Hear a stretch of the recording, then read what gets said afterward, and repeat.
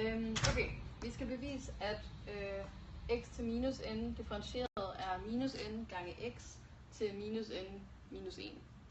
Og det gør man ved først at vide, at x til minus n er lige med 1 over x til n.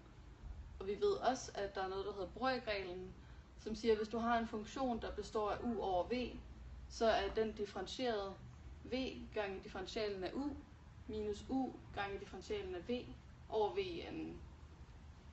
Så kan det være, at I lige skal bruge lidt tid til sådan lige at absorbere det.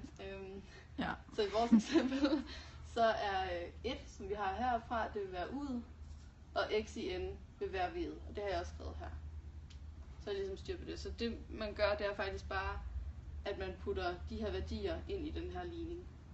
Så så først så har vi v'et, og det er x i n gange det differentieret af u, og siden af u er 1, så er det bare 0. Og så trækker man 1, som jo er u'et, gange den differentiale af x i n, som er det her, fra. Og så dividerer man det med v i anden, som er x n i anden. Og så går vi videre, og så får man, det her det bliver jo bare 0. Og så får vi minus 1 gange x til n minus 1 over x til 2n. Og så hvis man kigger på sådan nogle potensregler, så bliver det til det her. Og det kan vi forkorte ned til det her. Og det var det, vi havde i starten. Så det er beviset.